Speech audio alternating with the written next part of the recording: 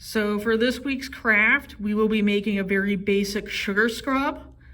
Sugar scrubs are a very inexpensive and nice and gentle way to exfoliate your skin, keep it glowing and soft.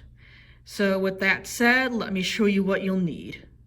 So the sugar scrub is very simple and takes very few ingredients.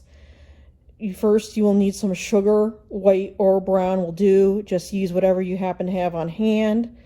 I'm personally using coconut oil, but almond oil, olive oil, grapeseed oil, all work fine. Just use whatever you prefer or whatever is convenient. You will need a mason jar. This recipe makes enough for either one 8-ounce jar or two 4-ounce jars. A bowl to mix it all in, a spoon, some measuring cups, and an optional ingredient, essential oil. Again, optional. You don't need it unless you want your sugar scrub to have a scent.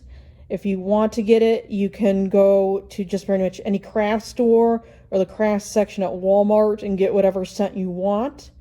So with all of our ingredients gathered, let's get started. So I've gone ahead and melted 1/4 a cup of coconut oil into a bowl. So now I'm going to go ahead and measure out 1 cup of sugar.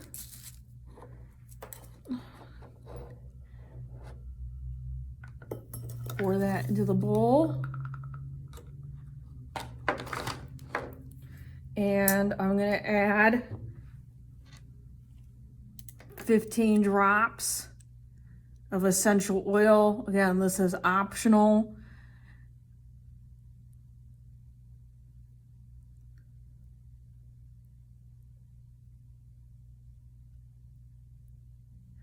And of course, you can adjust how much essential oil you want to your personal preferences.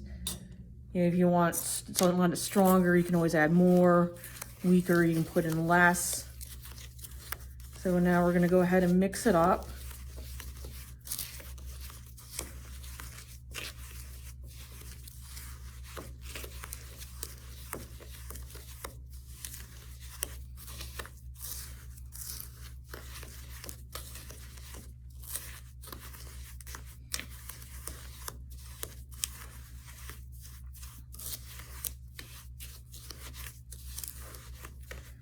So once you have it thoroughly combined, you can scoop it into your mason jar.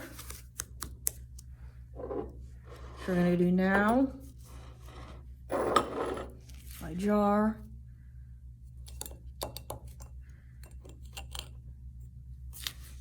And I recommend using about a handful of this once a week to soften and exfoliate your hands. Good thing about a sugar scrub is that it's very gentle. So if you maybe tried a salt scrub and it was just too harsh for you, a sugar scrub is a great alternative to that.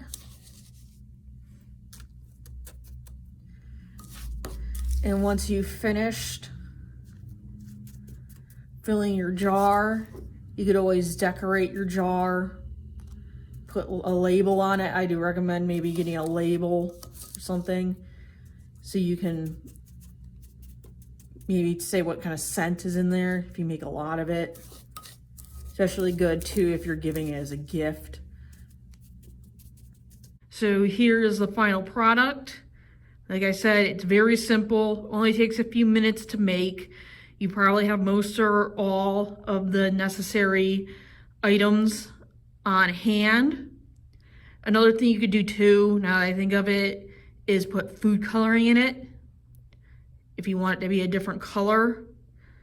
Anyway, I hope you enjoyed this week's craft. If you enjoyed it, let me know, leave a comment. Let me know who in your family watched it, what you thought. If you made it, don't be afraid to show a picture of the results. And I will see you next week.